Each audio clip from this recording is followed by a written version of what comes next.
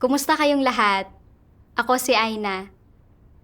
Ngayong araw, nais kong basahin para sa lahat ang isang liham na isinulat ni Yushun para sa kanyang matalik na kaibigan na si Noi.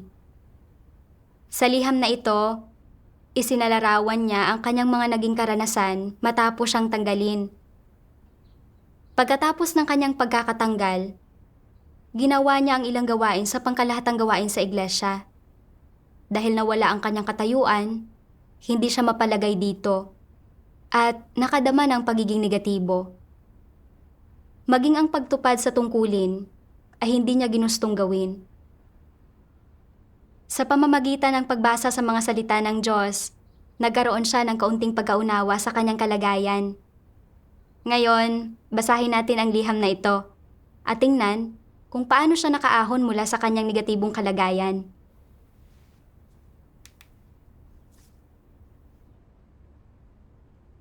Mahal kong Noi, kumusta ka nitong mga nakaraang araw?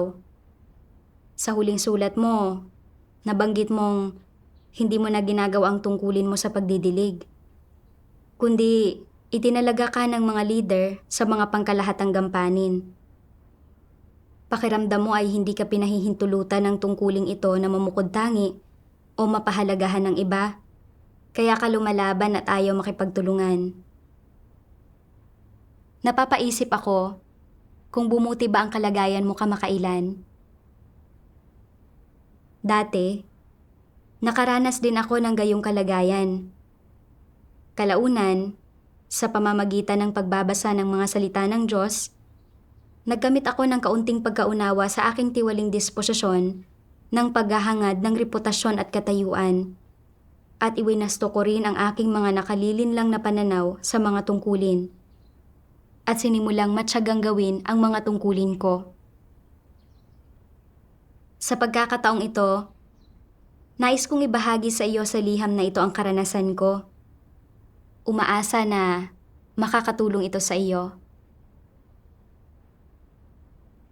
Noong Oktubre 2021, nung una akong nagsimula bilang leader, gaano man kalalim ang gabi, pagkatapos ng gawain ko araw-araw, nagbabasa ako ng mga salita ng Diyos. Naisip ko, hanggat mas nauunawaan ko ang katotohanan at kaya kong lutasin ang mga problemang nakakaharap ko, tiyak na tataas ang tingin sa akin ng mga kapatid kapag nakita nilang mayroon akong mga katotohanang realidad. Makalipas ang kalahating taon, dahil sa mahina kong kakayahan, labis na pagtuon sa pride at katayuan, at madalas akong napipigilan ng aking tiwaling disposisyon, nabigo akong magkamit ng magagandang resulta sa mga tungkulin ko at natanggal ako. Isinaayos ng mga leader na tulungan ko ang mga kapatid sa mga issue sa computer batay sa mga kasanayan ko. Noong panahong iyon, katulad ng sa iyo ang kalagayang ibinunyag ko. Naisip ko, isa itong hindi kapansin-pansin na gampanin na nangangailangan ng pisikal na pagtatrabaho. At kahit gaano karami ang gawin ko, wala namang makakapansin. Sa pamamagitan ng pagbabasa ng mga salita ng Diyos, napagtanto ko na mayroong layunin ang Diyos sa pagtatalaga sa ibang mga tungkulin at dapat akong magpasakop at tanggapin ito. Pero, hindi ko pa rin maiwasang isipin. Ang paggawa ng pangkalahatang mga gampanin ay walang pag-unlad sa hinaharap. Gaano ko man ito kahusay gawin, hindi ko makukuha ang pagpapahalaga ng iba. Mas mabuting maging leader, kung saan mas mataas at prestihiyoso ang posisyon. Bagamat ginagawa ko ang tungkulin ko, hindi ko ito kailanman magawa nang may labis na sigasig. Lalo na nang marinig ko na ang baguhang si Sister Jouting ay may mahusay na kakayahan at mabilis na umusad at nanahalal siya bilang leader. Sobrang sumama ang loob ko. Kahit medyo kulang ang abilidad kong lumutas ng mga problema, hindi hamak na mas magaling ako kaysa sa isang baguhan. Ngayong ginawang leader ang baguhan, bakit nakatalaga pa rin ako sa mga pangkalahatang gampanin? Ano na lang ang iisipin ng mga kapatid sa akin? Isang araw, dumating ang mga leader para sa isang pagtitipon at nasa kabilang silid ako, tumutulong sa mga issue sa computer. Hindi sinasadyang narinig ko ang mga leader na nagbabahaginan tungkol sa paglilinang ng mga tao. Nagsasabing, bagamat ang ilang tao ay nananampalataya sa Diyos sa loob lamang ng ilang taon, mayroon silang mahusay na kakayahan at higit na naghangad sa katotohanan, kaya karapat-dapat silang linangin. Sa isang banda, ang ilang tao ay nagpakita ng kaunting pag-usad sa kabila ng maraming taon na pananampalataya sa Diyos at mayroon ding mahinang kakayahan. Kaya hindi sila karapat-dapat na linangin. Pagkarinig ko nito, nakaramdam ako ng matinding sakit sa puso ko. At naisip ko, hindi ba't ako ang uri ng tao na hindi karapat-dapat na linangin? Mukhang maaari lang akong gumawa ng pangkalahatang gampanin na walang pagkakataon na mamukod-tangi. Maya-maya, isinara ng isang leader ang pinto at mas lalo akong nabagabag. Iniisip na, dati, noong leader pa ako, nagdaos din ng mga pagtitipon ang mga nakatataas na leader para makipagbahaginan sa amin at kasama ako sa mga nililinang. Pero ngayon, nandito lang ako para ayusin ang mga issue sa computer. Isang manggagawa lamang na gumagawa ng pisikal na trabaho at mga atupagin.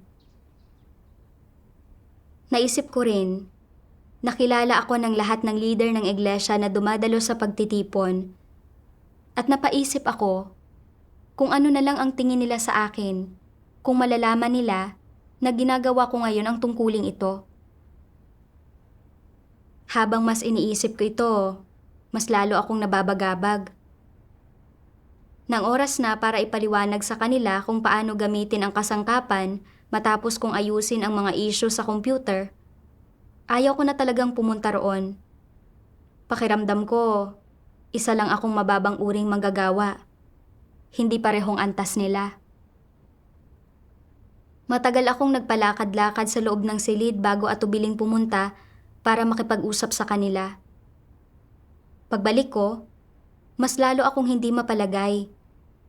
Iniisip, na gaano man ako kahusay, walang makakaalam o magpapahalaga sa akin. Ano pa ang silbi ng paglalaan ng maraming oras at pagsisikap? Mas mabuti pang, gawin ko na lang kung ano ang kaya ko.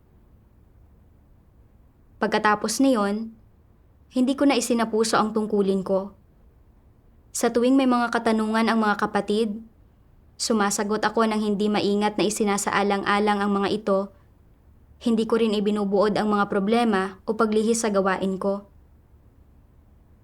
Hindi ko rin binigyang pansin ang pagkatuto ng mga kasanayan at ayaw kong maglaan ng oras at pagsisikap para mag-aral. Nagiging kontento na lang na tapusin ang mga hawak na gampanin. Noong panahong iyon, dahil wala akong pasanin sa aking tungkulin, nagsimula akong antukin kahit maaga pa sa gabi. Kalaunan, napagtanto ko na hindi tama ang kalagayan ko. Kaya nagdasal ako sa Diyos. Hinihiling sa Kanya na gabayan ako para makita ang mga isyu ko. Sa aking paghahanap, nabasa ko ang mga salitang ito ng Diyos. Sa sambahayan ng Diyos, palaging nababanggit ang pagtanggap sa atas ng Diyos at pagganap ng maayos sa tungkulin ng isang tao. Paano nabubuo ang tungkulin? Sa malawak na pananalita, nabubuo ito bilang bunga ng gawaing pamamahala ng Diyos na naghahatid ng kaligtasan sa sangkatauhan. Sa partikular na pananalita, habang nahahayag sa sangkatauhan ang gawain ng pamamahala ng Diyos, lumilitaw ang sari-saring gawain na nangangailangan na makipagtulungan ang mga tao at tapusin ito. Dahil dito, umusbong ang mga responsibilidad at mga misyon na dapat tuparin ng mga tao at ang mga responsibilidad at mga misyon na ito ang mga tungkuling iginagawad ng Diyos sa sangkatauhan. Ano man ang tungkulin mo, huwag mong diskriminahin kung ano ang mataas at mababa. Ipagpalagay na sinasabi mong, bagamat ang gampaning ito ay isang atas mula sa Diyos at ang gawain ng sambahayan ng Diyos, kung gagawin ko ito, baka maging mababa ang tingin ng mga tao sa akin. Ang iba ay may gawain na tinutulutan silang mamukod-tangi. Ibinigay sa akin ang gampaning ito na hindi ako hinahayaang mamukod-tangi kundi nangangailangan ng pagsisikap ko nang hindi nakikita. Hindi ito patas. Hindi ko gagawin ang tungkuling ito. Ang tungkulin ko ay dapat magbibigay daan sa akin na mamukod-tangi sa iba at tinutulutan akong magkapangalan. At kahit na hindi ako magkapangalan o mamukod-tangi, dapat pa rin akong makinabang dito at maging pisikal na maginhawa. Ito ba ay katanggap-tanggap na saloobin? Ang pagiging maselan ay hindi pagtanggap sa mga bagay mula sa Diyos. Ito ay pagpili ayon sa iyong mga sariling kagustuhan. Hindi ito pagtanggap ng iyong tungkulin. Ito ay pagtanggi sa iyong tungkulin, isang pagpapamalas ng iyong paghihimagsik laban sa Diyos. Ang ganoong pagkamaselan ay nahahaluan ng mga pansarili mong kagustuhan at pagnanais. Kapag isinasaalang-alang mo ang iyong sariling pakinabang, ang iyong reputasyon at iba pa, ang saloobin mo sa iyong tungkulin ay hindi mapagpasakop. Mula sa mga salita ng Diyos, naunawaan ko na anuman ang tungkuling ginagawa ng isang tao, ito ay isang misyon at responsibilidad na ibinigay ng Diyos. Walang mataas o mababang tungkulin. Kung ikakategorya ng isang tao ang mga tungkulin bilang mataas o mababa, at magnanais lang na gawin iyong mga tungkulin na magpapabukod tangi sa kanila, habang iniiwasan ang ibang mga tungkulin, ito ay isang pagtanggi sa sariling tungkulin at nagpapakita ng kawalan ng tunay na pagpapasakop sa Diyos. Nang pagnilayan ko ang sarili ko batay sa mga salita ng Diyos, napagtanto ko na hinaharap ko ang mga tungkulin ko batay sa personal na kagustuhan, palaging nagnanais na gawin ang mga mas prominenteng tungkulin.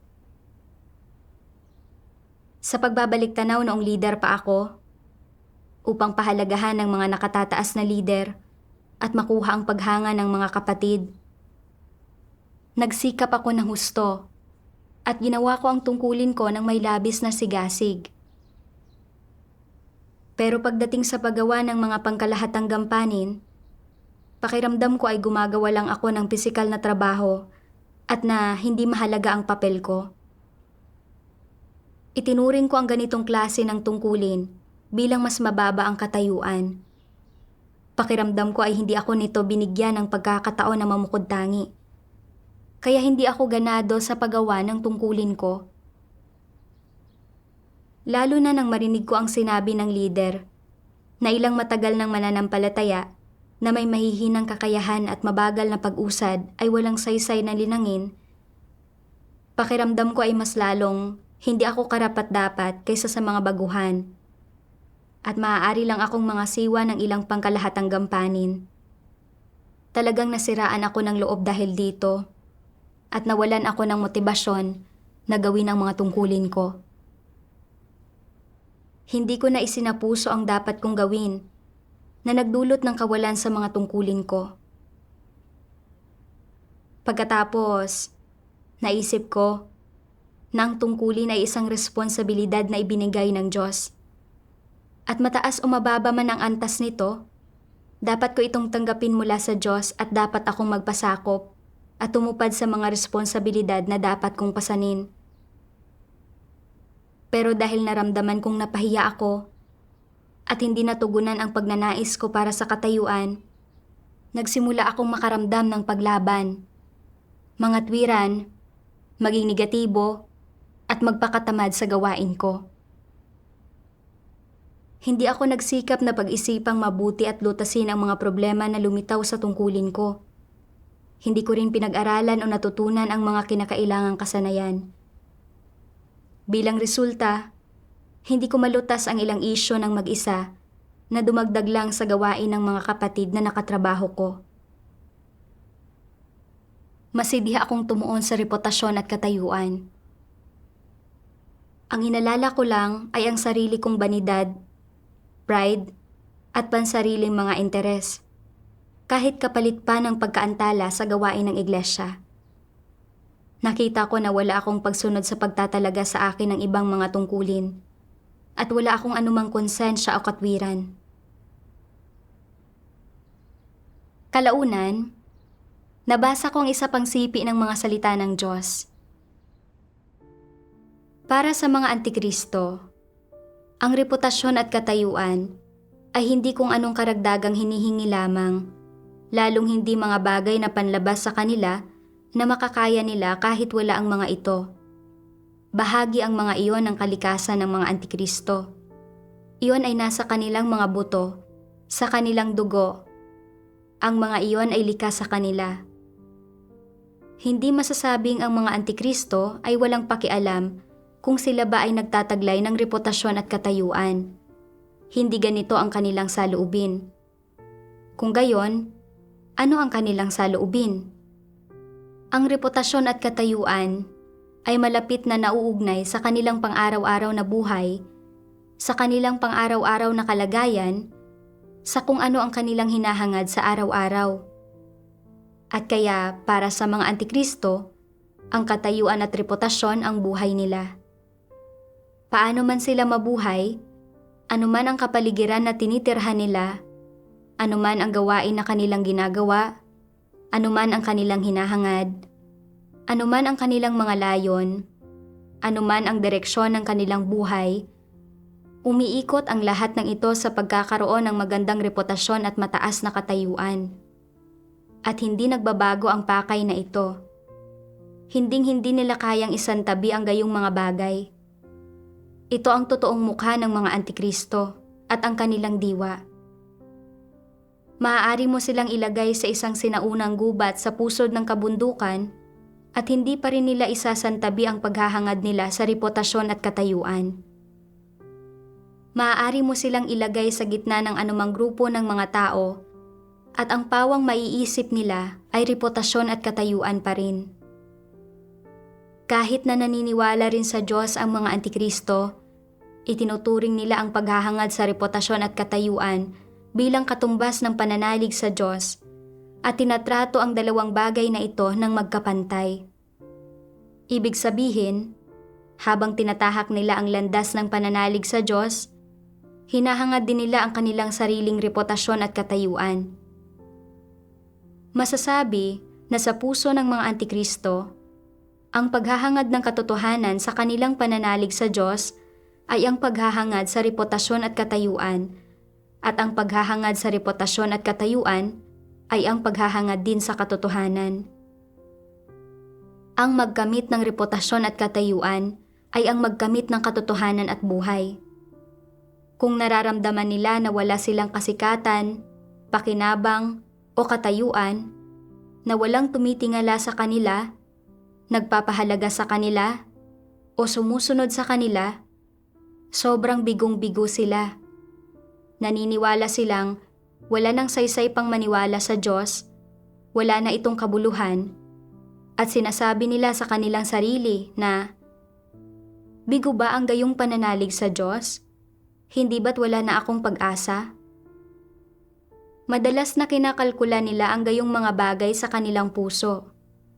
Kinakalkula nila kung paano sila makalilikha ng sariling puwang sa sambahayan ng Diyos, kung paano sila maaaring magkaroon ng matayog na reputasyon sa iglesia, kung paano nila mapapakinig ang mga tao kapag nagsasalita sila at mapapasuporta sa kanila kapag kumikilos sila, kung paano nila mapapasunod sa kanila ang mga tao nasaan man sila, at kung paano sila magkakaroon ng maimpluwensyang tinig sa iglesia at ng kasikatan, pakinabang, at katayuan.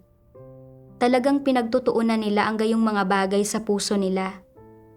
Ang mga ito ang hinahangad ng gayong mga tao. Bakit palagi silang nag-iisip ng ganoong mga bagay? Matapos basahin ang mga salita ng Diyos, matapos marinig ang mga sermon, hindi ba talaga nila nauunawaan ang lahat ng ito? Hindi ba talaga nila nagagawang makilala ang lahat ng ito? Talaga bang hindi na bago ng mga salita ng Diyos at ng katotohanan ang kanilang mga kuro-kuro, ideya at opinyon? Hindi talaga iyon ang kaso. Ang problema ay nasa kanila. Ito ay lubos na dahil hindi nila minamahal ang katotohanan. Dahil sa puso nila, tutol sila sa katotohanan at bilang resulta, lubos nilang hindi tinatanggap ang katotohanan na natutukoy ng kanilang kalikasang diwa. Inilalantad ng mga salita ng Diyos na itinuturing ng mga antikristo bilang buhay nila ang reputasyon at katayuan. Ano man ang tungkuling ginagawa nila o kung sino ang kasama nila, ang palagi nilang iniisip ay ang para sa kapakanan ng reputasyon at katayuan. Kung hindi nila makuha ang pagpapahalaga at paghanga ng iba, pakiramdam nila ay walang kabuluhan ang buhay nila. Sa pagninilay-nilay rito, hindi ba't katulad ng sa mga antikristo ang mga pananaw ko sa paghahangad? Mula pagkabata, naimpluwensyahan ako ng mga laso ni Satanas. Tulad ng, kailangan ng mga tao ang kanilang pagpapahalaga sa sarili, tulad ng pangangailangan ng puno sa balakbak nito. Iniiwan ng tao ang kanyang pangalan saan man siya maglagi, tulad ng pagputak ng gansa, saan man ito lumipad. At nagsusumikap ang tao na umangat, dumadaloy ang tubig pababa. Ginawa kong layon sa buhay ko ang paghahangad ng reputasyon at katayuan. Gustong makuha ang pagpapahalaga ng iba, anuman ang gawin ko. Noong nag-aaral ako, naiinggit ako sa mga may opisyal na posisyon at may katanyagan. Naniniwalang pinahahalagahan sila ng mga tao kahit saan sila magpunta. Naisip ko na kung katulad nila ako, magkakaroon ng halaga ang buhay ko. Kaya, nag-aral akong mabuti. Umaasa na magdadala ng magandang trabaho sa hinaharap ang mga pagsisikap ko at na mapapahalagahan ako ng iba. Nang magsimula akong manampalataya sa Diyos, hindi nagbago ang mga pananaw ko sa paghahangad. Noong leader ako, gaano man kaabala ang tungkulin ko, babasahin ko ang mga salita ng Diyos. Naglalayong sangkapan ang sarili ko ng maraming katotohanan para lutasin ang mga problema ng mga kapatid, para makuha ang kanilang pagpapahalaga. Sa mga pagtitipon, palagi kong pinagninilayan kung paano makipagbahaginan para hindi ako maliitin ng mga kapatid. Dahil mali ang layunin ko at hindi naging maganda ang kalagayan ko, naapektuhan nito ang pagiging epektibo ng mga pagtitipon.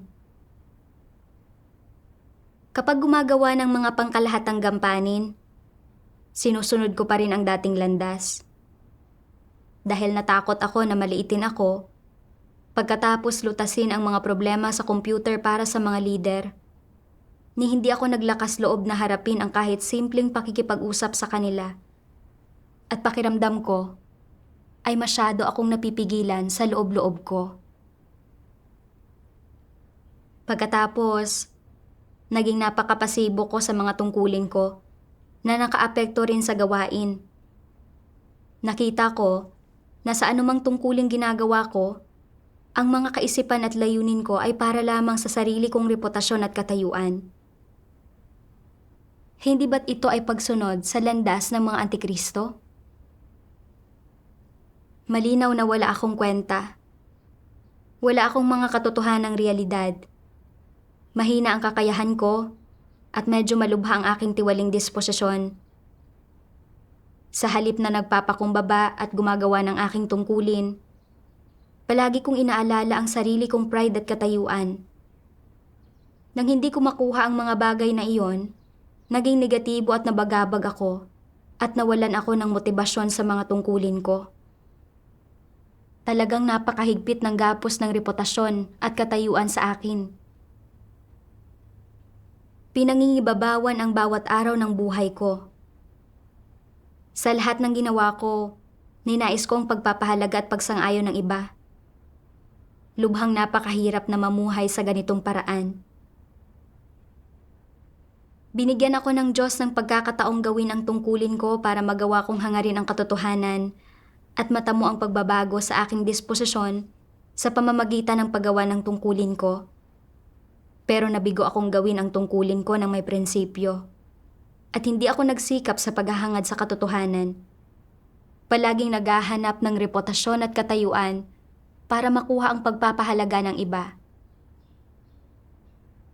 Noong nawalan ako ng dangal o katayuan, pinagbalingan ko ang tungkulin ko at kumilos ako ng iresponsable sa paggawa nito. Ito ay paghihimagsik at paglaban sa Diyos.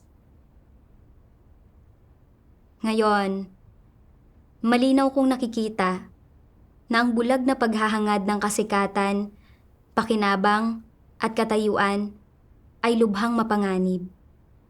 Sa tuwing nakataya ang aking kasikatan, pakinabang o katayuan, lumalaban at nagrereklamo ako. Nagiging pasibo at negatibo sa tungkulin ko na humantong sa mga kawalan sa gawain. Kung nagpatuloy akong matigas na naghangad gaya nito, sa huli, itataboy at ititiwalag lang ako ng Diyos. Noi, alam mo ba? Nang napagtanto ko ang mga bagay na ito, natakot ako. Iniisip na hindi ako pwedeng patuloy na maghangad sa maling landas. Kailangan kong lubos na pahalagahan ang pagkakataong ibinigay sa akin ng Diyos na gawin ang tungkulin ko.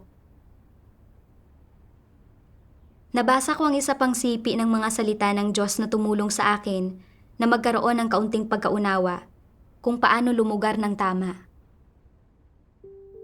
Sabi ng makapangyarihang Diyos, kung sa tingin mo ay napakahina ng iyong kakayahan at na wala kang abilidad na makilala ang tama sa mali at na wala kang abilidad na maarok ang katotohanan, kung gayon, anuman ang gawin mo, huwag kang magpasasa sa iyong mga ambisyon at mga pagnanais at huwag mong pagbulayan kung paano magsumikap na maging isang opisyal sa iglesia, sa pagiging leader ng iglesia. Hindi ganoon kadali ang maging leader. Kung hindi ka isang matapat na tao at walang pagmamahal sa katotohanan, sa sandaling maging isa kang leader, magiging isa kang antikristo o isang huwad na leader. Kung may pagpapahalaga ka sa pasanin sa gawain ng iglesia at nais makilahok doon, mabuti ito.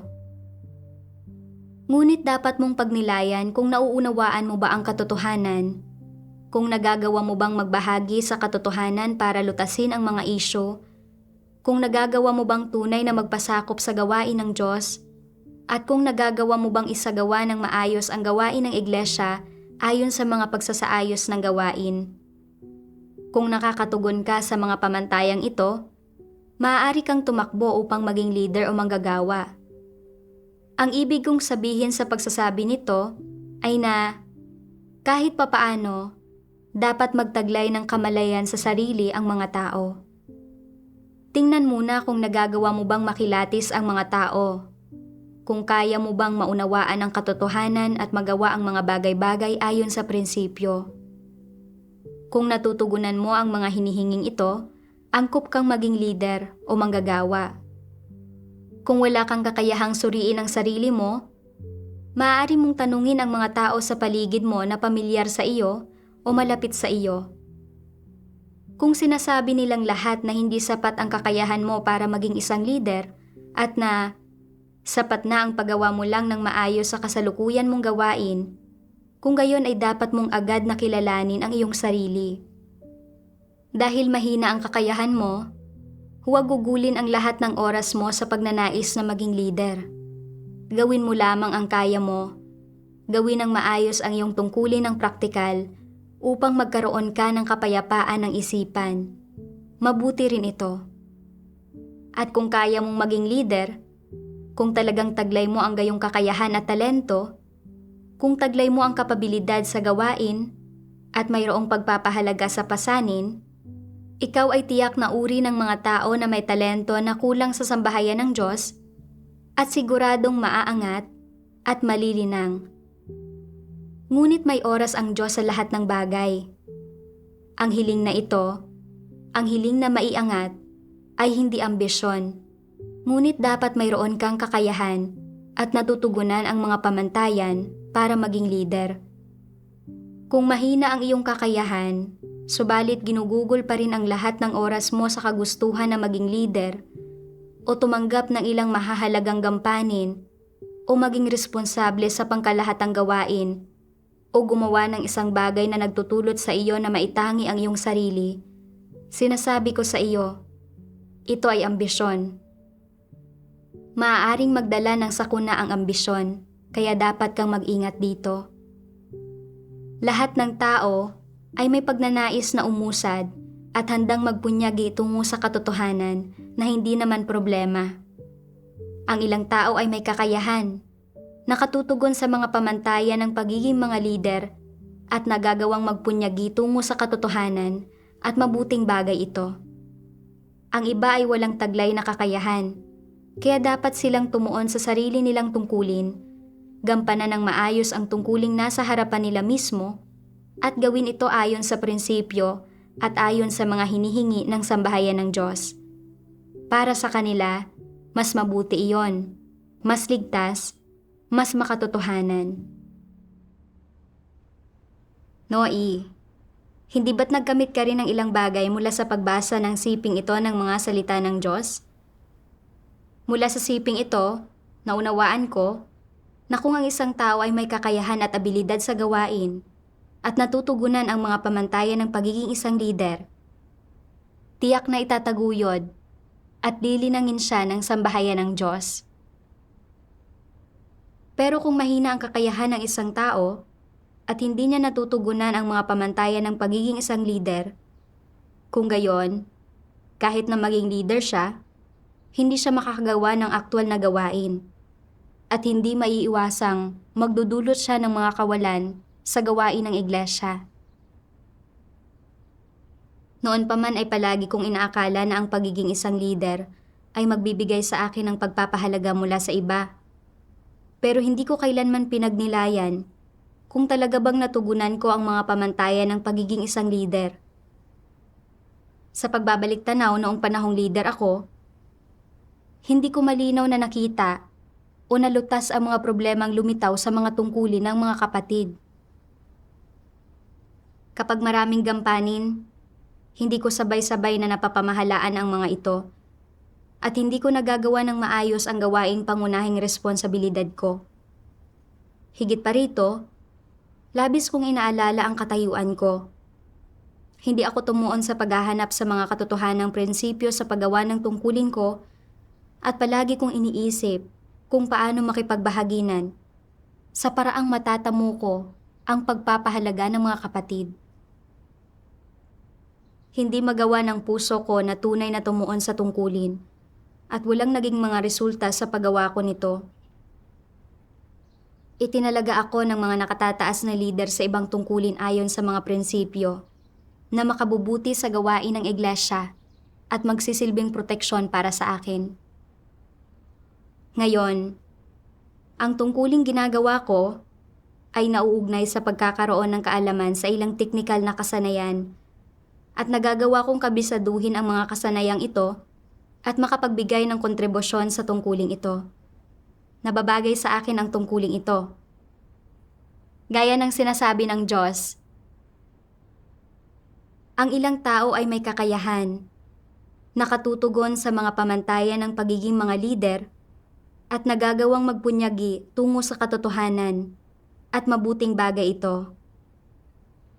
Ang iba ay walang taglay na kakayahan, kaya dapat silang tumuon sa sarili nilang tungkulin, gampanan ng maayos ang tungkuling nasa harapan nila mismo, at gawin ito ayon sa prinsipyo at ayon sa mga hinihingi ng sambahayan ng Diyos.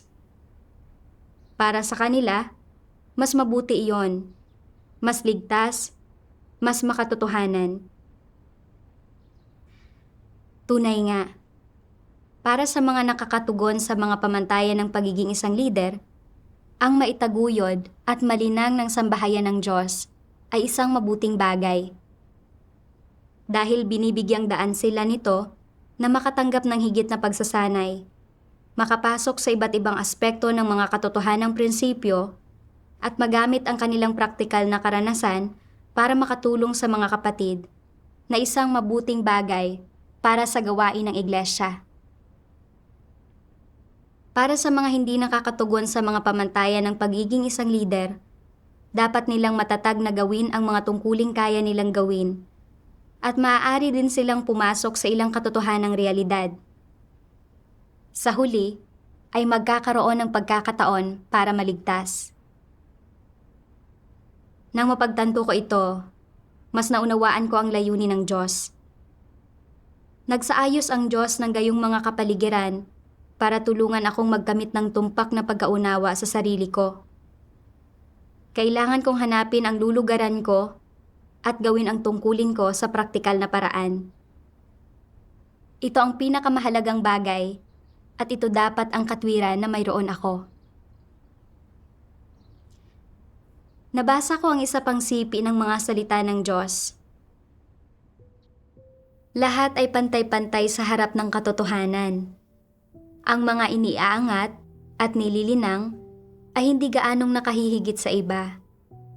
Ang lahat ay naranasan ang gawain ng Diyos sa loob ng halos parehong panahon. Ang mga hindi pa naiaangat o nalilinang ay dapat ding maghangad sa katotohanan habang ginagawa nila ang kanilang mga tungkulin. Walang sino mang maaaring magkait sa iba ng karapatang hangarin ang katotohanan. Ang ilang tao ay mas masigasig sa paghahangad nila ng katotohanan at may kaunting kakayahan, kaya sila iniaangat at nililinang. Ito ay dahil sa mga pangangailangan ng gawain ng sambahayan ng Diyos. Bakit may gayong mga prinsipyo ang sambahayan ng Diyos sa pag-aangat at paggamit sa mga tao? Dahil may pagkakaiba-iba sa kakayahan at karakter ng mga tao at pumipili ang bawat tao ng magkakaibang landas. Ito ay humahantong sa magkakaibang kahihinatnan sa pananalig ng mga tao sa Diyos. Iyong mga naghahangad sa katotohanan ay naililigtas at nagiging mga tao ng kaharian, habang iyong mga hindi talaga tinatanggap ang katotohanan na hindi tapat sa paggawa ng kanilang tungkulin ay itinitiwalag. Nililinang at ginagamit ng sambahayan ng Diyos ang mga tao batay sa kung hinahangad nila ang katotohanan at sa kung tapat sila sa paggawa ng kanilang tungkulin. Mayroon bang pagkakaiba sa hierarkiya ng iba't ibang tao sa sambahayan ng Diyos? Sa ngayon, walang hierarkiya pagdating sa iba't ibang posisyon, halaga, katayuan, o kalagayan ng iba't ibang tao. Kahit man lang sa panahon na gumagawa ang Diyos para iligtas at gabayan ang mga tao, walang pagkakaiba ang mga ranggo, posisyon, halaga, o katayuan sa pagitan ng iba't ibang tao.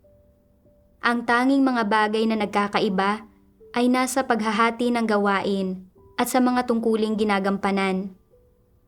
Siyempre, sa panahong ito, ang ilang tao, bilang eksepsyon, ay iniaangat at nililinang para gumawa ng ilang espesyal na trabaho, samantalang ang ilang tao ay hindi nakakatanggap ng gayong mga oportunidad dahil sa iba't ibang kadahilanan, tulad ng mga problema sa kanilang kakayahan o kapaligiran ng pamilya. Ngunit hindi ba inililigtas ng Diyos ang mga hindi pa nakakatanggap ng gayong mga oportunidad? Hindi iyon ganoon. Mas mababa ba ang kanilang halaga at posisyon kaysa sa iba? Hindi. Lahat ay pantay-pantay sa harap ng katotohanan. Lahat ay may oportunidad na hangarin at makamit ang katotohanan at tinatrato ng Diyos ang lahat ng patas at makatwiran. Sa pamamagitan ng pagbabasa ng mga salita ng Diyos, napagtanto ko na sa harap ng katotohanan, pantay-pantay ang lahat. Sa sambahayan ng Diyos, sinusuri ang mga tao batay sa kanilang kakayahan, karakter, at paghahangad sa katotohanan para matukoy kung maaari ba silang linangin. Walang pagkakaiba ayon sa ranggo sa pagitan ng mga itinataguyod at nililinang at iyong mga hindi. Ang tanging pagkakaiba ay nasa pagkakahati-hati ng gawain ng lahat. Pero inakala ko na ang pagiging leader ay may mas mataas na katayuan tulad ng isang opisyal, habang ang paggawa ng mga pangkalahatang gampanin ay may mas mababang katayuan tulad ng isang mababang uring manggagawa. Sinusukat ko ang mga tungkulin sa sambahayan ng Diyos gamit ang isang makamundong perspektiba na talagang hindi umaayon sa mga salita ng Diyos. Iwinasto ng mga salita ng Diyos ang mga nakalilinlang kong pananaw. Sa sambahayan ng Diyos, anuman ang tungkulin ng isang tao, pareho lang ang katotohanang itinutustos ng Diyos sa mga tao, at pareho lang din ang mga pagkakataong ibinibigay ng Diyos sa mga tao para makamit ang katotohanan. Hindi tinitingnan ng Diyos kung anong tungkulin ang ginagawa ng isang tao. Ang tinitingnan niya ay kung hinahangad ba ng taong ito ang katotohanan. Kahit mahina ang kakayahan ng isang tao, hanggat tama ang puso niya at kaya niyang magpasakop sa mga pagsasaayos ng Diyos at magsagawa sa abot ng kanyang nauunawaan, bibigyang liwanag at papatnubayan pa rin siya ng Diyos. Naisip ko si Sister Hylen, ang katuwang ko sa aking tungkulin. Hindi gaanong mahusay ang kakayahan niya, pero mayroon siyang pagpapahalaga sa pasanin para sa kanyang tungkulin. Kaagad niyang natutunan ang anumang kinakailangang kasanayan, at maluwag siyang tumanggap at nagpasakop sa anumang atas para malutas ang mga problema saan man ito naroroon. Isinapuso ni Hylen ang kanyang tungkulin, kaya natanggap niya ang kaliwanagan at patnubay ng banal na espiritu at nagkaroon ng mga epekto ang tungkulin niya. Matuwid ang disposisyon ng Diyos. Hindi siya nagpapakita ng paboritismo. Hanggat taos-pusong hinahangad ng isang tao ang katotohanan, makakamit niya ito anuman ang tungkuling ginagawa niya. Pagkatapos kong mapagtanto ito, mas nalinawan ako. Naunawaan ko na sa paggawa ng tungkulin ko, dapat akong tumuon sa paghahangad sa katotohanan sa halip na mag-alala para sa katayuan. Noi, kaya ko na ngayong magpasakop sa paggawa ng mga pangkalahatang gampanin at natuto na ako ng ilang aral. Noon, naging negatibo ako at nagpakatamad at wala akong pasanin sa paggawa ng tungkulin ko. Hindi nagsisikap na magnilay para lutasin ang mga problema sa gawain. Ngayon, mas maayos na. Nakatuon ako sa pagtukoy sa mga paglihis sa mga tungkulin ko at aktibong gumagawa para lutasin ang mga isyong ito. Noon, hindi ako aktibo sa pag-aaral ng mga teknikal na kasanayan. Hindi naglalaan ng oras at pagsisikap na pag-aralan ang mga mas komplikadong bagay. Ngayon, handa akong matutunan ang mga teknikal na kasanayan na kinakailangan para sa mga tungkulin ko. Bagamat nahaharap pa rin ako sa ilang suliranin, hindi ko na pinakikitunguhan ang mga ito ng may tiwaling disposisyon gaya ng dati. Sa pamamagitan ng pagdarasal at pagsandal sa Diyos, marami akong natutunang teknikal na kasanayan. Dati, itinuring kong isang gampanin lang ang pagtulong sa mga kapatid na may mga isyu sa computer. Ngayon, sinasadya kong pagtuunan ang aking buhay pagpasok. Kapag nagbubunyag ako ng mga tiwaling disposisyon sa mga tungkulin ko, kaya kong hanapin ang mga salita ng Diyos para ayusin ang mga problema ko at itama ang mali kong kalagayan. Kapag nakakakita ako ng mga baguhan na nagiging leader, hindi na ako nababagabag. Kaya ko na itong harapin ng mahinahon at ng tama. Napagtanto ko kung gaano kahalaga ang magkaroon ng matapat na puso sa paggawa ng tungkulin. Anuman ang tungkulin ng isang tao, Kung mayroon siyang dalisay at mapagpasakop na puso, at ginagawa niya ang lahat ng kanyang makakaya, makukuha niya ang kaliwanagan at patnubay ng Diyos, at marami siyang makakamit mula sa kanyang mga tungkulin. Noe, ngayong nakikita mo ito, nagkamit ka ba ng ilang landas ng pagsasagawa para sa sarili mo? O siya, iyon na ang lahat ng masasabi ko sa ngayon. Sana ay nakatulong sa iyo ang karanasan ko sa pagkakataong ito. At sana ay gabayan ka nito na dagli ang malampasan ng iyong negatibong kalagayan. Bibigyang daan kang harapin ang mga tungkulin mo ng may matapat na puso at hindi sasayangin ang puspusang pagsisikap na inilaan ng Diyos para sa atin. Huwag kang mag-aatubiling sumulat at ibahagi ang anumang mga pananaw o bunga na mayroon ka. Ang iyong kaibigan, Yushun, Setyembre 11, 2023. Hanggang dito na lang ang liham na ito. Ang karanasan ng kapatid na ito ay tumulong sa akin upang maunawaan na walang mataas o mababang tungkulin. Pantay-pantay ang lahat sa harap ng katotohanan. Ano man ang tungkuling ginagampanan natin, basta't hinahangad natin ang katotohanan at ginagawa ito ng may puso, marami tayong makakamit. Ito ay biyaya at pagpapala ng Diyos. Maraming salamat sa panonood. Hanggang sa muli.